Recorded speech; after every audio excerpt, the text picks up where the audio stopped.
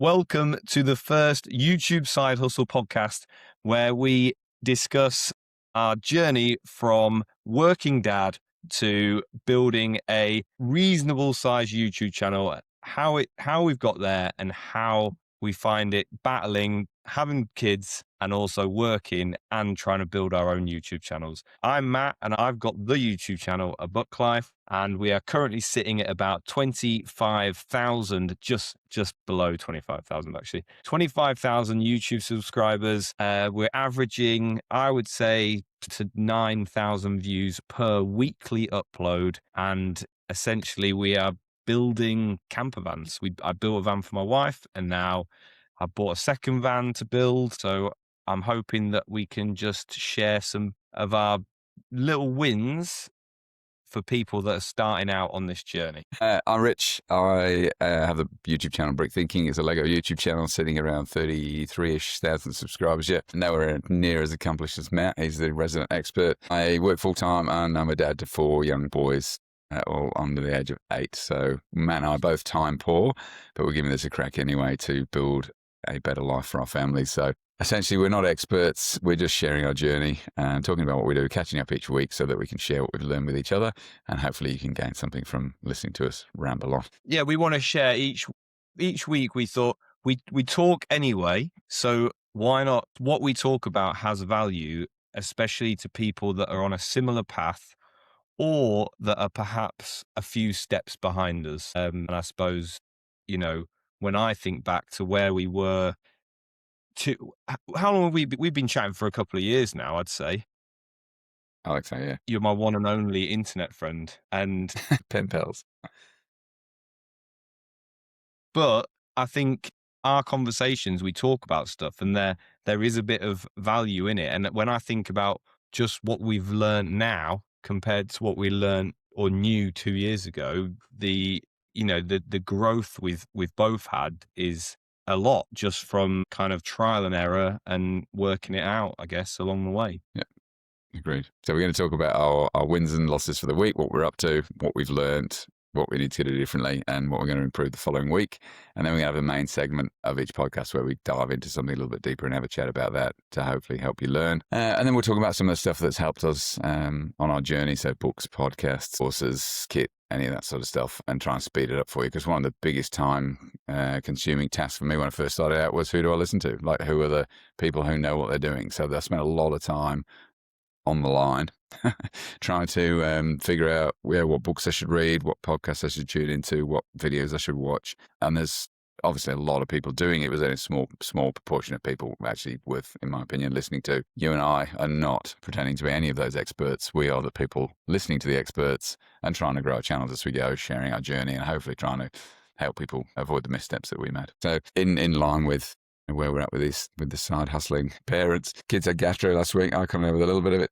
So let's put things back a smidge. I'm working on the latest video, which is a K-pop video. I'd say a little bit behind the eight ball for about 3 to 6 months as far as the K-pop wave. And one of the biggest challenges being a side hustling dad making pop culture content is something gets popular. I see it, I go, cool, got a good idea for that video. But by the time I release it, the waves sort of come up here and come back down the other side again. So I'm probably, but could be a little bit late. The Lego have announced that they're going to be launching some official K-pop Lego set.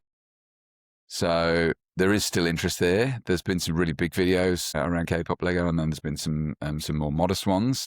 It'd be interesting to see how this one sits. I've got a slightly different spin on it to what other people had.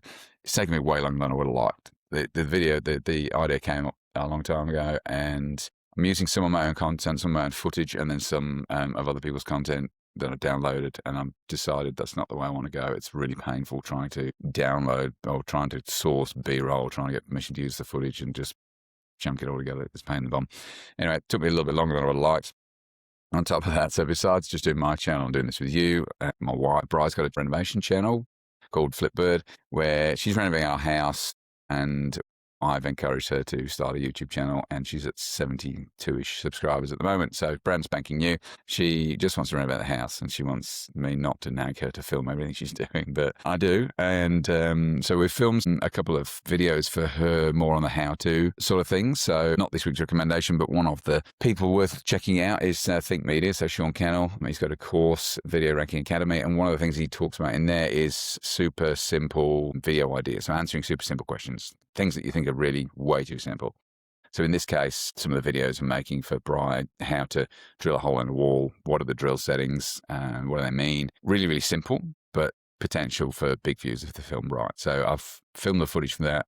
I need her to record the voiceover, which again, she's not highly motivated to do. So I'm in a hotel at the moment, but when I'm at home, I need to shove a mic in front of her face and just say, read this into here. And then I can get the video made. So they're two things that were two of the bigger projects that I'm working on at the moment. And it's just working around the family, working around the kids to get those uploaded. So the K-pop video is pretty much in the can. I've got the thumbnails done. The edit is pretty much done. Could be better, could be worse. That should go live tomorrow. The voiceover for Bri, I've still got to record when I get home tomorrow, and then hopefully push that out Sunday, but we'll see how we go with time for that. And then I've got to prep for the next video, so I don't get behind with that. So I've still got to script the next video. I've got the figures and the props and whatnot for that, but I've still got to script how it's going to go because I want that to be interesting to people to watch. So this is, I have to say, for the last probably, I don't know, three weeks, I will finish this edit and upload it. I probably am going to finish and upload it this week. This is something I want to get better at. So the podcast I said to you, Maddie, is good for, besides just sharing what we're doing, it's good for me from an accountability point of view because I don't want to turn up next week and go, oh, the stuff I said I was going to do, I haven't done. Yeah. I'm hoping it's going to inspire me there. I'm also working on some different ways to edit. One of the things I learned recently was, I don't know, yours is probably a little bit different with your van content, but I was putting all the video footage down first and then putting the voiceover in underneath and trying to make that fit what had already been edited quite nicely with the video. And then I spoke to a mentor of mine who's also got a Lego channel, he's a bit further ahead of me, and he said he puts the voiceover down first and then puts the video to that. I'm like, wow, that's quite unique. And it's actually worked quite well. And then the other thing I learned in another community, which I won't talk about here, we'll talk about another day, was audio video scripts, or AV scripts, where you just get an A4, it's not an A4 sheet of paper, it's a document on your computer, but you go, here's my script, and you break it up into chunks, and then you've got column on one side, left or right, with the bit of the script, and then on the right, either the actual footage, a link to the footage, a picture of the footage, or writing down what kind of footage you need, and then it's all chunked there, and then you've got everything ready when you start your edit. You know that when you sit down to edit, you have all the footage, which I assume you do because of your vlog style and content. I don't. Like I'll have jokes, I'll have other people's video that I need, I'll have movie clips, all this different stuff that I need for my edit that I don't have when I sit down for my edit, and it's just taking me way too long, and it's this mountain that I'm like, ugh. Not only have I got to sort of sit down and edit, I've also probably got to find at least 50% of the video I need to make the video. So they're two big changes for me, is the voiceover first, and is this AV style editing, which, in retrospect seems quite pretty obvious. But the style of content I'm making with the Lego stuff is it takes, because it's entertainment style content, it takes a lot more putting together. Whereas Bri's renovation videos, it's like, well, here's some clips of her working. I just need to hack that together and put some voiceover on, which is not too dissimilar to what you're doing. So I was just going to say my editing technique is, because I'm one of those people that almost has to do things in a certain way, and I get a little bit stressed if I don't. So generally, I set out to film a video, and the first thing I do is film my intro, and then because I'm generally working on vans, the story is basically working on the van, and generally it's in order. And then that way, when I come to edit it chronologically, because we're busy dads, I might go and film the intro on a Friday and then film part of it on Saturday and part of it on Sunday. But generally it's chronologically in order on the camera. So when I bang it into my editor, it's all there, if that makes sense. And then I lay it out, do like a rough cut of all my footage. And I'm using more time lapses these days, I think, for the style of content I'm making. So I tend to bang them in. And then what I do is then go back to the start, and then I go through adding my music and adding my voiceovers, And then as I add my voiceovers, I kind of trim the footage down or speed it up, like especially where Yeah, to some of fit.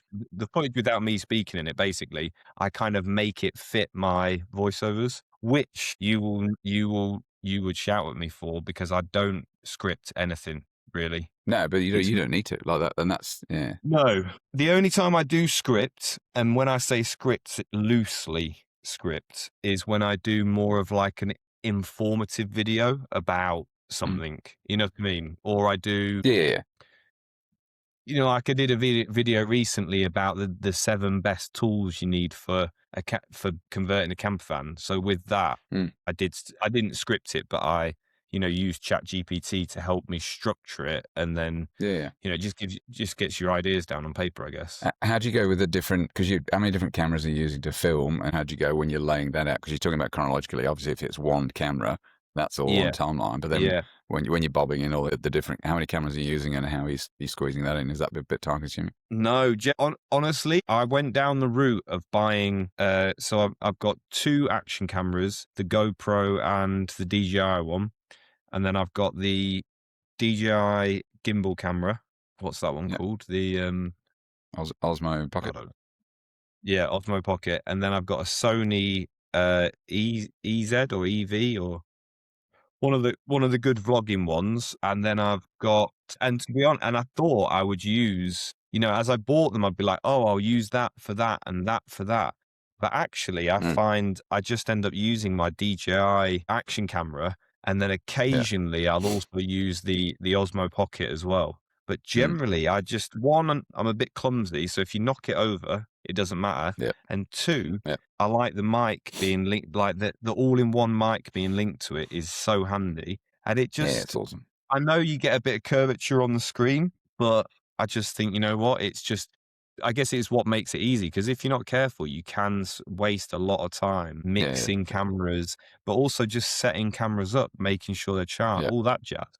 Yeah. Yeah. So And this wasn't going to be the topic of this week, but and that's something I've definitely learned on the journey is removing friction. So friction for me was setting up the cameras and faffing about with them, and the ZV-E10, the Sony, was what I yeah, had, and and I sort of got into the depths of white balance and aperture and all the different settings. I mean, it was just I'd spend 45 minutes setting up for him recording. Like, this is yeah, insane. yeah, So then tried it on yeah, auto, and then I'm like, hang on a second, I'm just going to use my phone. Like the footage yeah, I'm getting with this thing is yeah, as good, if not better, because it's on auto. Me with a professional camera trying to figure out what yeah, settings to have it on gives me a worse result than I'm filming with my phone. So this is low yeah, lift. I can just go in, pop it on. I had to upgrade because the last one, the battery wouldn't last and the storage wasn't there. So it's 16 Pro. So the camera's good on this for macros, got the 3 lenses, and so I can get good footage with the Lego things. But then the same with the camera. You're talking about the Osmo Pocket for Bryce Renault stuff. I'm like, it's really good for the cinematic shots because it's got the gimbal, so you can sort of walk around, yeah, like for your van or whatever. Those final shots, like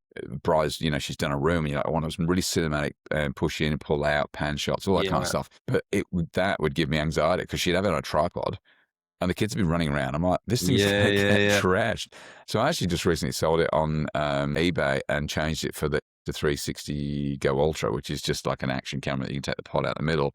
And I like that because the little pod that comes out in the middle, I can attach it to a Lego train or a car or something like that to get some sort of point of view shots. But I can also, I can clip it to a shirt or clip it to a hat and film and that sort of stuff as well. But I also, when it's on a tripod, if the kids knock it over, I know it's not going to get trashed.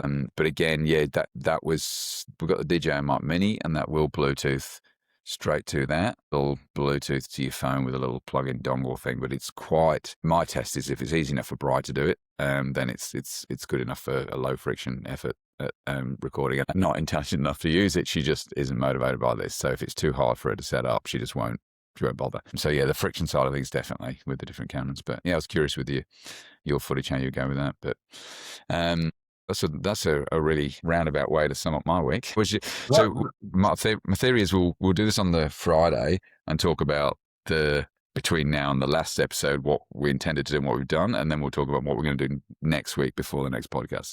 That's my theory. So, tell us what you did last Yeah. week, wins, losses, what your plans are for next week. Wins, losses. Wins are I have done my first proper brand deal. Yes, this sounded awesome. So I've done lots of affiliate deals, but I've never been paid for them, not up front, but it's always just been on commission. Mm. So this was my first proper brand deal. This was with Wolfbox. In fact, I've got it here somewhere. Wolfbox.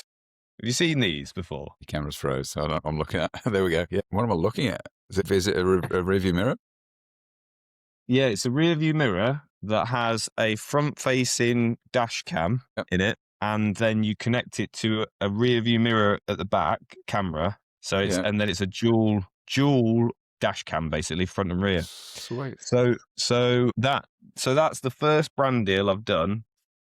And I guess it's the first time I've had to submit content. So it's an integration. So I'm trying to steer away from, I feel like a lot of people as soon as they start to get a little bit of traction, will get contacted by brands, usually Chinese type, like cheaper products, and they'll want you to do a video and they'll send you something and you'll do it because you're like, oh my gosh, they've sent me something for free, which I did. That's me. It's everybody. It's everybody. It's everybody. So I did that with a power bank, and it's a good, do you know what? It's a good bit. I still use it. It's in the garage. It charges all of my stuff constantly, but I think doing individual videos, unless one, you're being paid a lot for it, and two, it really links to your channel. Yes.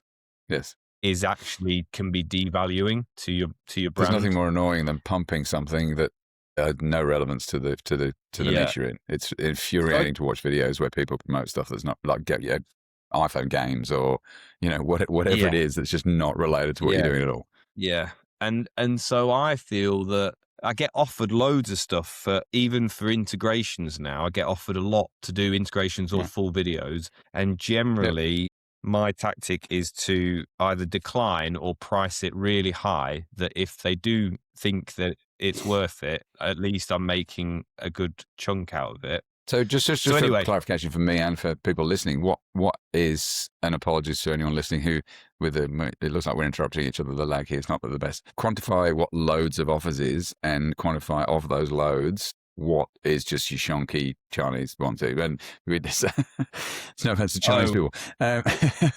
What look like the dodgy cheap products that you like, that you're definitely not going to go with?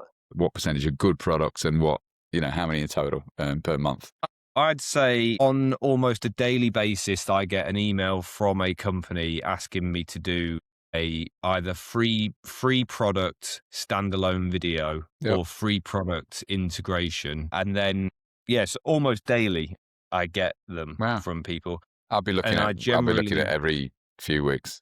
Not so. And that's the difference in our channel. I have a channel for kids with no money. So that's the biggest difference. I feel like my channel, it favors this like products, because I'm installing stuff, I'm building with stuff. But what I would say is, over the last few months, the quality of brand is increasing, if that makes sense.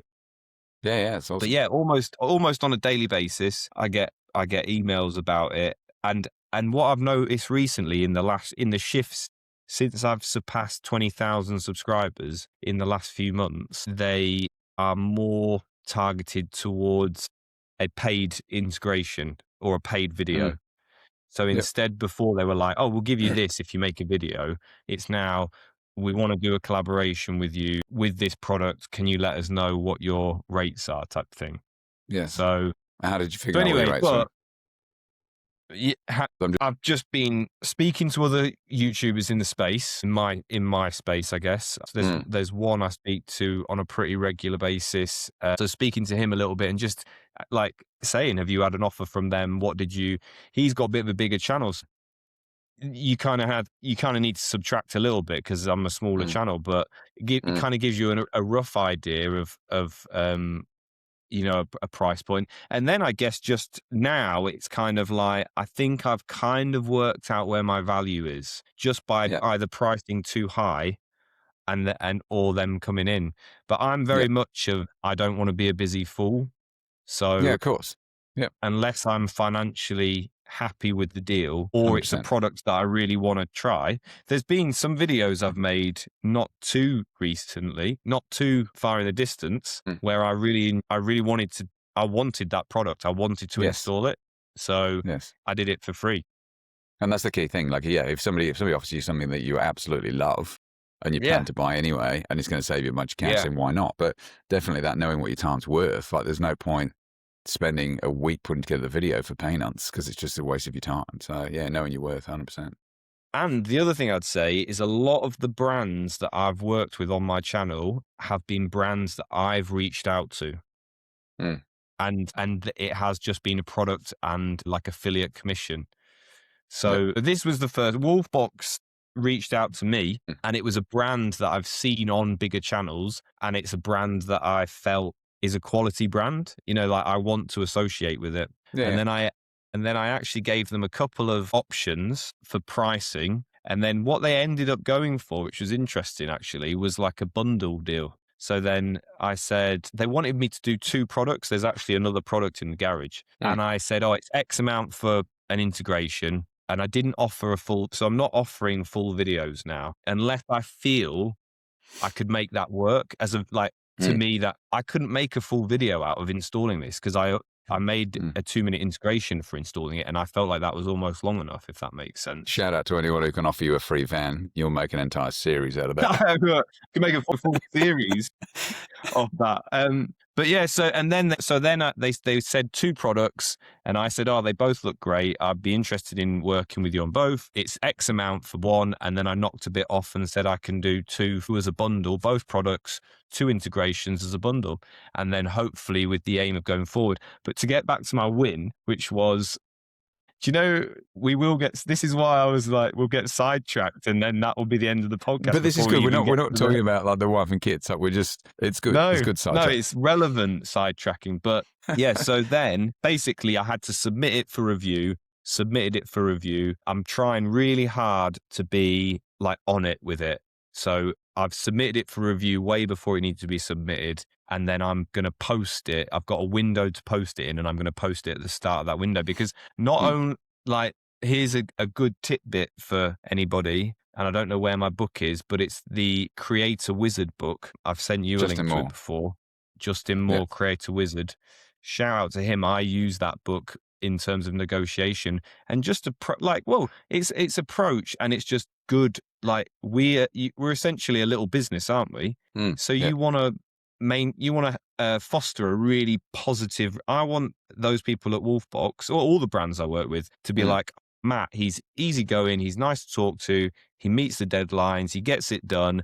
Oh, maybe in my head, they might be thinking, oh, maybe he didn't get as many sales as that creator for us, or as much exposure. He didn't get as many views, but he was really easy to work with. We'll work with him again.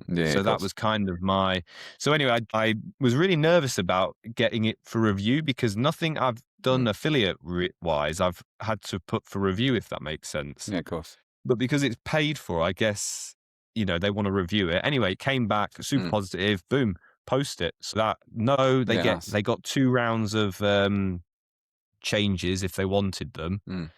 And no changes. So hit the brief, post the video. Awesome. So that was the win for this week. The loss for the week is I've had full man flu.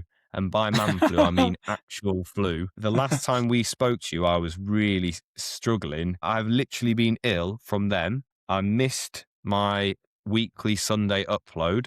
I lost my voice. After I spoke to you last Friday, I lost my voice totally. I've never lost my voice like that before. Couldn't speak at all. Couldn't do the voiceovers for my video. So then didn't have a video to post. Didn't want to miss an upload. So I've got a couple of like videos where I've combined videos together to make a long form video. Release that. The original videos that I uploaded, my wife's decided to wash up whilst we're recording this. So if we get some background. So the original videos didn't do very well of what I uploaded. I thought, oh, maybe it'll do well as a thing. And I had it edited. I'd edited it together when I'd done the previous series. Anyway, it's pretty much bombed. So it's disappointing when you see a video bomb, but then I don't know what was worse. Was it worse to miss a video, or was it worse to post something that's bombed? But Yeah, I've had often, lots of 'cause you comments on you it from learn. people that have watched it. You win Go or on, you mate. learn. And so, So yeah, I would say it's better to post something that bombs than post nothing, because you don't learn from posting nothing. You learn from posting something. yeah, And one thing I do want to try, I have a lot of shorts, as you know, not heaps of long form, or not heaps of long form. I do want to look at the content marathon stuff when I've got more videos that are in the same sort of genre. And there's a lot of positive suggestions from bigger creators that those content marathons work. So, you can put together an hour's worth of videos, be it 2 or 3 longer videos or 10 shorter videos, if they're within the same niche. Sorry, they're the same genre. So I definitely think there's room there to do that. I think probably what you did was, I don't have anything to put up, so I'm going to squash these together and put that out, versus sitting down and going, right, if I was going to have a video about this, these are the 6 videos I'll use. I'll stitch those together. Maybe I can cut out that, and a more calculated approach to getting big views. And the content marathons, I think, do perform quite well if they're thought out. Yeah, I think so. It was a challenge we did when we were away in our van, but like historically, actual van life videos for me don't do very well. So as opposed to, like, my audience want to see me build a van. It's a different audience. Yeah. So it was different audience. Yeah. So, but you know what? I thought for the core audience that turn up every week, and the people that do send me the odd message on a Sunday if I'm late on an upload, or you know what I mean? Like, have you done a video this week? I just thought for them, at least there's something there. So you're right. that was the loss, really. This blows my tiny mind that, one, you've got brands reaching out to you on a daily basis, and two, you've got fans going, "Where's my weekly video? I've been hanging out for it." Like, I'm not even close to that. Like, I have 0. That's one of the biggest things I'm striving for, is at least some sort of consistency. And even if it's a fortnightly. I'll grab one as well, please, Jenny. I'll grab a black tea, English breakfast. That is a chamomile, because you'll be on caffeine in your time. One thing we didn't mention was Rich is in Australia, obviously by his accent, and I am in the UK, so we have a massive time difference. And by his accent, he means I actually grew up down the road from him in Derby. I just moved to Australia 25 years ago. How long ago it was? He did the right thing, mate. Right. Getting that sun, getting that full strength UV. Sounds good. We're thinking about different topics for the videos, and I wanted something that if I saw it, I'll go, yeah, I want to tune in and listen to how that's done by somebody who's bungling his way through YouTube creation. And so one of the I'll bring up my phone here so I don't look confused when I'm looking at my screen. So YouTube Studio. I'll read your hook for you. It's insane. I gained 15,000 subscribers from a short I made on a whim, and it only took me 10 minutes. I'm going to pepper that in. So that was just going to get woven into the conversation at some point. I was going to try. So I've got my 2 highest performing shorts, I'm going to do this rather than share my screen, 4.7 million for the highest. And there are guys that I talk to that are getting regularly 10, 20 million per short. So they're crushing it. Where I'm at, it's modest, but this particular short, and then this is to talk about. I don't think you should play that down, to be honest, Rich. No, not at all. I think that it's not modest at all. Like, that is, they are some massive numbered shorts. Yes, you are quite right. I guess what I want to distinguish here is when you're brand spanking new, and I would get, and I first post some shorts, you'd get like a few hundred views here, a few hundred views there. A couple of thousand here. It's not uncommon to post a short. I still get a couple of thousand whenever I post a short. Yeah, and that's not when you first when you're a complete noob. I still get a couple of thousand views on my videos. Shorts as a general rule will get 10 times the views of a long form. So that's a sort of rough guide as to what you can expect with shorts if you were to do something of the same content. It's a completely different skill set to make a short pop off as it is a long form. But for me, because I was time poor, I went down this sort of shorts rabbit hole, and it was feeding my ego, because I'm going, yes, I'm getting the views, yes, I'm getting the subscribers, but it was not paying the money. So late last year, I switched gears, and I'm like, no, I'm going to focus on long form only, because I want to pay the bills. I actually want to, this to supplement my main income from my job and to provide a better life for our family. So that's when I focused on the long form. So I backed off a little bit, but these are shorts I did a while back. And if you're brand new, I think in the early days, it will take a a few weeks, few months for YouTube to figure out who your audience is. So you got to keep putting out the shorts of a similar sort of style, similar sort of content, so that it can figure out who to push the shorts to. But once it knows, then it should be able to get you some decent performance from the shorts. Okay. My two biggest performing shorts were the main one. They got 4.7 million views. I nearly didn't post. So they are, if you don't, for people who aren't losers like me who like Lego, I've only got a picture of it here. They're like little fake Lego Transformer minifigures. So like little minifigures, and they've got like these extra bits and bobs on them that make them look like the Transformers, Optimus Prime and Megatron, all that kind of stuff. And they're nothing like Lego would ever make. And normally, if you're going to do a Transformer, it would be a bigger figure. These were little minifigures. And I first saw them, I either saw them on another YouTube channel or on a website somewhere. And being a nerd, I like Lego, I like pop culture, I like Transformers. I literally looked at the screen and I'm like, wow. And because I literally said out loud, wow, I'm like, okay, well, if I feel that, then I'm sure some other people will too. So I'm going to order those. I'm going to make a video of it. And it performs reasonably well. I think it's got, I say reasonably well, I think for the time I was at 70,000 views or something like that for a long form. And I actually borrowed intro to that long form. This is not related to short form. I borrowed that intro from Pat Flynn's Deep Pocket Monster. He's got a Pokemon channel. He also has Smart Passive Income, SPI, which is helps content creator grow, all that kind of stuff. But I borrowed his intro frame by frame and just went, cool, if I make my hook frame by frame the same as his, hopefully it'll at least get people to stick around longer than 10 seconds, which I think at the time helped and was my biggest performing video. The long form, and that was it. I walked away, and then like a few days later, I'm like, I probably should make some shorts of those. And one thing I noticed when I started doing the Lego channel was some other channels literally just building Lego minifigures. They have the minifigure on the screen, there's the legs, there's the body, there's the head, and it's built, with the accessories or whatever, and getting big views. I'm like, why are people watching that? Like, I wouldn't watch that, but there's obviously a demand for it. So I threw up the video of me putting together this Transformer. So I did, for people who know Transformers, I did Optimus Prime, Bumblebee, and Megatron.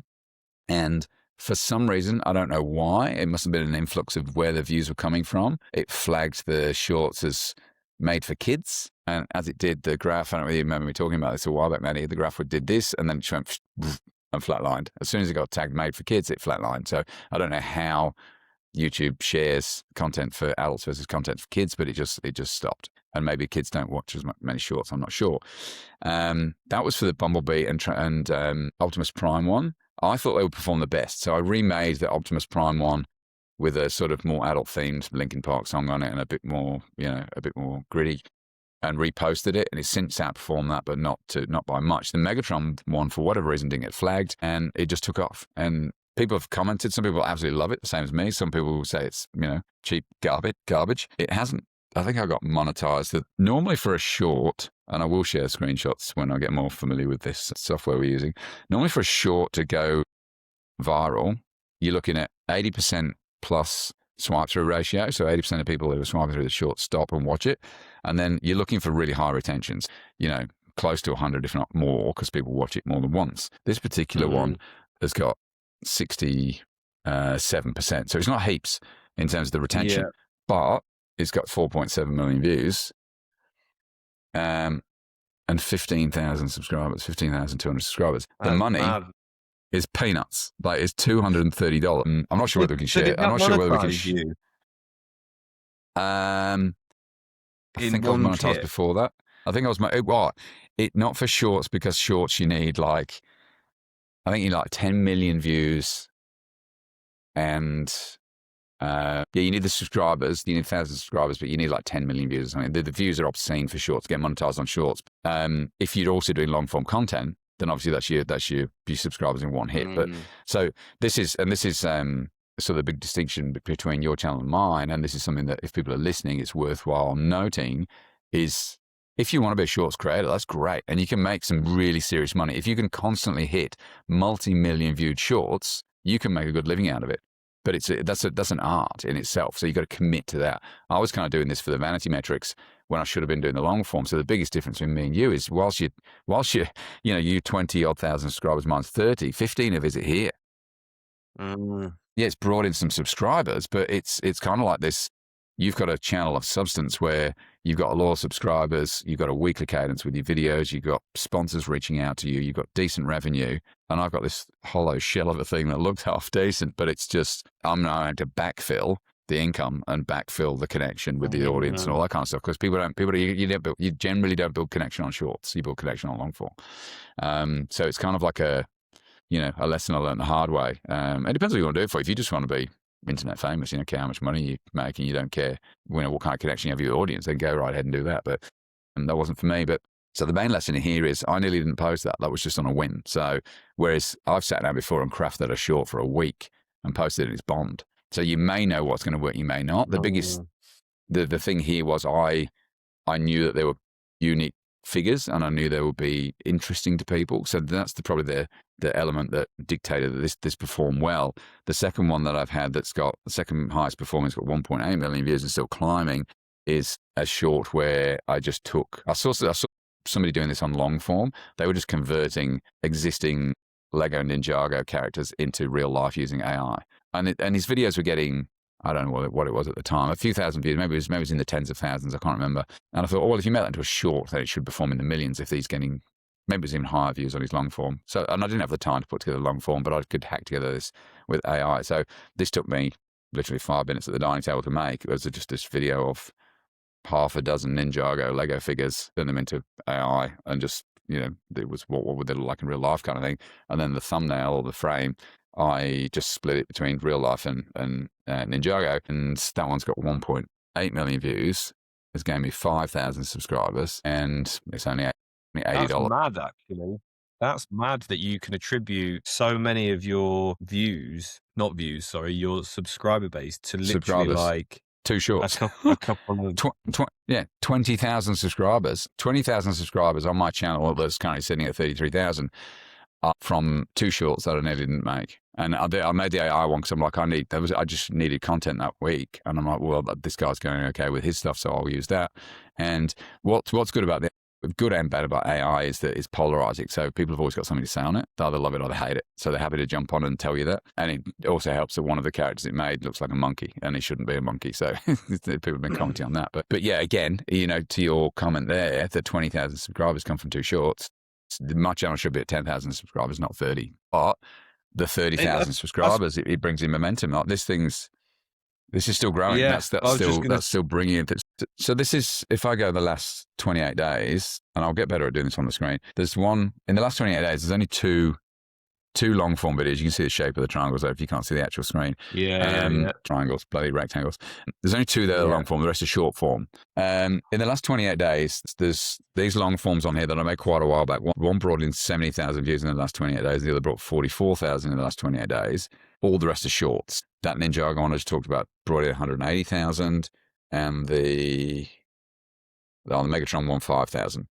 But this is the key thing with this. So whilst I went down the wrong rabbit hole to a certain degree, now because I've got some of the long form on there as well, all I've posted in the last 28 days is probably 2, maybe 3 really low performing shorts. And it was like me handing a box of Lego flowers to Brian Valentine's Day, and it was something else mediocre. But and this is small compared to your channel, but I've essentially done nothing, and it's brought in 440,000 views, 3.4 thousand watch hours, 1,000 subscribers, and 205 Australian dollars. So there's peanuts in the money, but that's $200 that I didn't really have to do anything for. Like I could have posted none of those shorts and I would have got $200. Yeah. So that's kind of like, it gives me a little bit of faith that whilst I went down the wrong track initially, now there's that base there. I know that if I can just keep adding to that long form, you're always striving for the highest performing video you can, but once you've got that library, then the money just sort of keeps ticking in. And of course, you talked about your viewers want to see something. Of course they do. But there should be that sort of self-generating, and it's talked about a lot, but the evergreen content on YouTube, like TikTok, Instagram, all the other platforms, people can come in and watch a video you made 10 years ago and find it of value. So that money compounds. I'm starting to see that compound effect of, hey, hang on, I didn't really do too much last month and I made $200. So what happens when I actually start pumping out videos that are performing really, really well? So the lesson, I guess, from this podcast, particularly in terms of this segment, is you might know what's going to go well because you know your niche, you know your audience, you know the product. It might be a trend. You could put it out and not make it very well and it flops because you just look like a me too. Or you could not know what's going to go well. And sometimes you just don't know. So in the early days, like myself, if you've got the time to do it, just put it out and see what works. Some stuff you think's going to hits. Some stuff that you think's going to flop doesn't flop and it takes off. You just don't know. Providing it's crafted to the best of your ability, I think. Have you had similar? What's been your experience with views in terms of? Well, I was just going to say, I'd say my takeaway from your story is that your concept is kind of king there. So the fact that you thought it was cool, maybe no matter how you'd have crafted the video, it might have done well anyway, just because other people thought it was cool and the algorithm picked it up. Do you know what I mean? Yeah. So I'd say I'm not one for doing this, but like scripting, or I do try more now, just coming up with the actual ideas of the videos being really important, because without a decent idea, nobody's probably going to watch it. So you could make a great video and you spend hours editing it and then no one watches it because it's not of interest to anybody. Yeah, no, but what I would say for me, I've got similar, there's nowhere near as extreme as 15,000 subscribers from one video. That is hectic. My best performing video is my time-lapse video of the first van we did from beginning to end. And I had a feeling that was going to be a good video to do, because I've seen like people love those full change videos where you get to see it from the beginning and you get to see it from the end.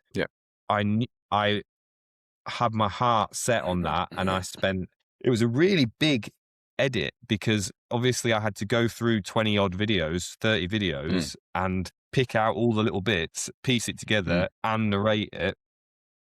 And it was actually the start of me narrating, because I didn't really narrate footage before that. I just kind of put it to music and then left it. That video for me has done. We're on a bit of a competition here, by the way, for anyone listening. Maddie's we were go. What's it on at the moment? Friendly competition. It keeps you motivated, though, doesn't it? Yeah. Having a bit. What's it? What is it sitting on at the moment? What on subscribe? Oh, what the on montage, the video views? Yeah. It's just shy of 600,000 video views as a long form. And this is my biggest one is 445. And when I saw this take off and it's going slowly, is your graph steeper than that or shallower? That's 190 days. Mine's 207 days. Okay, so about the same. Probably a bit shallow. And yours is outperforming that. So that was when I put that one up and saw it was going off. I'm like, cool. Just because I think we had that race to.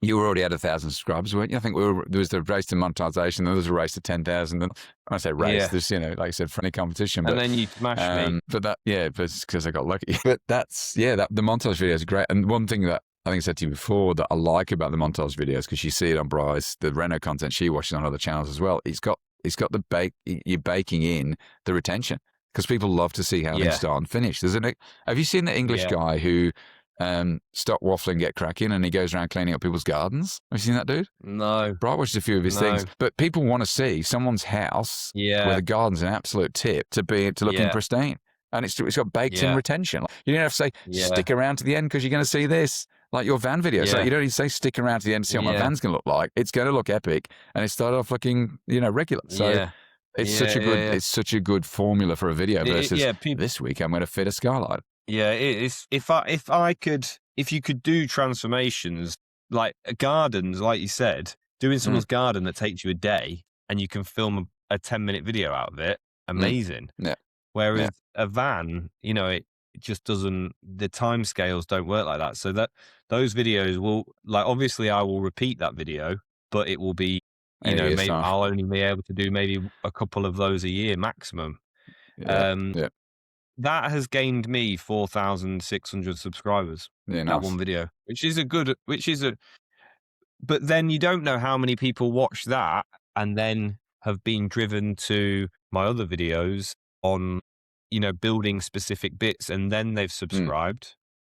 And then what you were the other large video I've had, which was the IKEA bed frame video, which goes back to what you were saying about your missus channel, just like answering simple questions. That is like Mm. a pretty, I think it's like a 12 or 15-minute video about building the bed for our Mm. van. Mm. And that is my second most well-performing video. And I think that's done like 400,000 views now, or something. I'll just have a look. That's awesome. 157,000. So that video for me was the simple IKEA bed hack video, and that's done pretty well. 57,000 views, and that's I will share this because it is interesting. But that, and I don't know whether this is a lot or not a lot, but then does it put in perspective that in the year and a half that that's been live, that's made $1,600, Yeah, nice. which when you think about it, It's decent. if you were knocking a video out that does 350,000 views a week plus your back catalogue, you'd be Yep. making some serious bank. Yep. Well, that's the plan. That's But the plan. Mine's things.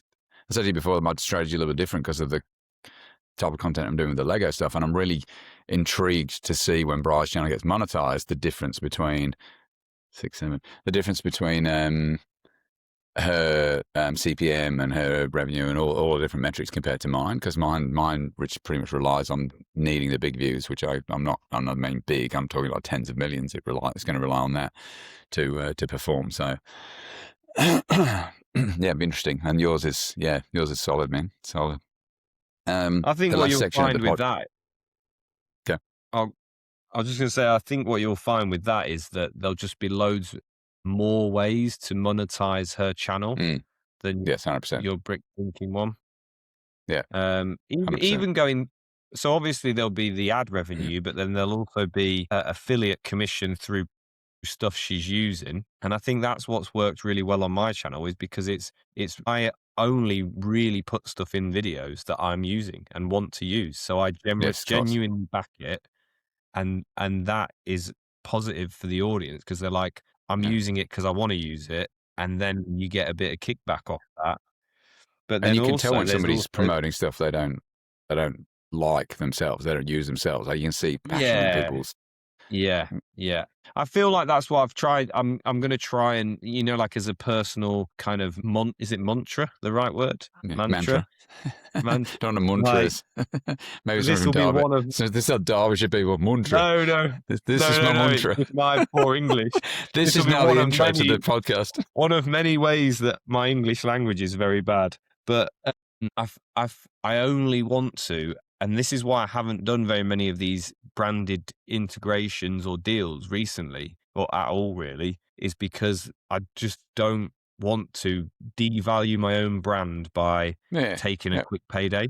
Like, especially at this time in our kind of YouTube journey, an extra couple of quid here is potentially damaging in terms of the whole brand value long term.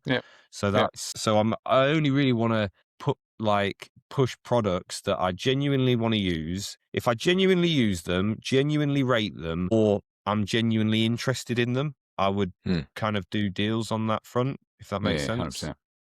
100%. Because there are things that you might think aren't as maybe like there are products that I think that's a cool product. Like I want to get my hands on that product, and I think if I want to do it, then surely my audience will want to see it because we might have similar, even if it's not fully aligned with van building, if that makes sense. Yeah, 100%. So, and that's a really good segue into our last section of the podcast that we're going to talk about, and that's any recommended books, courses, equipment, all that sort of stuff. You touched on before Justin's book, so maybe we can wrap up on that because you talked a bit about product placement, sponsorship, that kind of thing. The book's called Sponsor Magnet by Justin Moore. Creator Wizard is his website. So, you can check that out. I don't know. Well, I can see if I can find a link. I'm sure. So, of course, there's going to be a link. I will find a link and put it in the description of the video, so you can click on that and follow that. But that's an area that up until Justin making that book, he had Creator Wizard. He's got his own channel. He talks about sponsorships from brands. But up until that point, no one had really written a book on it. And it's a minefield for new creators and when you first start out. So, I've got the book as well myself. But if you can just share sort of what the book's about and what he goes into there, if you can remember off the top of your head. I think the key thing that he said kind of principle is asking what is the, first of all, before making an offer, is getting some more information from them and getting them to tell you what is their goal, what do they want to achieve, because some brands have got different goals. Some just want pure sales, whereas some will want exposure to your audience, and Yeah. some want, and I think this is something I'm thinking what's worked well for me affiliate wise. It's stuff that I use on a regular basis. So do they want like a one-off video, or are they open to kind of longer collaborations? Because I definitely think that having something in your videos on a regular basis is far more beneficial, basically. Yeah. You know what I mean? Because people are seeing you use it on a regular basis, and if you're using it authentically, then they're like, oh, it must be, it builds up that, I guess it's beneficial to the brand and it's beneficial to you if you've got a commission system on it. So 100%. I think that's it. And also the thing about just talking to them, being the easiest person to work with. Yes. And reliability. Apparently, I mean, yeah. And apparently, I don't know because I don't have too many friends that are creators, but creators have a bad rep for being flaky and for not doing what they say they're going to do, and not doing it when they say they're going to do it. So, by acting like a proper business, again, you're going to, even if your results aren't great with the deal that you do with them, you might get more work through them because you're just easier to work with and you deliver. Yeah, 100%. And he covers in there about he has some templates about how to structure your offers to the sponsors and how to price and what sort of things to focus on. So it can literally take you from completely in the dark, not knowing how to pitch a sponsor, not knowing how to respond to a sponsor, not knowing how much to charge. It's all covered in the book, and it's been, I don't know, I think I read it when he first released it, so it's been a while since I've done it. I've read it, and I've not dealt with any sponsors since, other than just like you said, I'm being sent a free Lego vacuum cleaner. Yeah. One thing that is interesting is his approach of getting information off brands. Like asking for what their top targets are, what their goals are. I think some brands that actually can turn them off a little bit. Because I've had emails from people and then I've sent them more like a bit of a request of information, like about what their goals are, and then not heard back. So I wonder, maybe, or maybe they just want you to be like the brand just wants you to be like, I can do that. Here's my price. So I don't know. He obviously is approaching it from having his wife's got a really big YouTube channel. And I think when you have more clout like that, does that question become more relevant than when you have got a couple of thousand subscribers and they just kind of want to know, will you work with them, kind of thing. That's a good recommend. Cool. All right. I need to FaceTime the fan back because they try calling me mid podcast. They're on the way to school and it's out of kids. Let's catch up again next week. It's been a good chat. Hopefully people who've listened to it have enjoyed it. First of many. If you've enjoyed this podcast, do hit that subscribe button. We're going to be dropping a new episode every week, documenting our journey with YouTube, going from 0 to currently where we're at 35,000 subscribers and beyond. Catch you next week, bro. Thank you for watching. See you, man.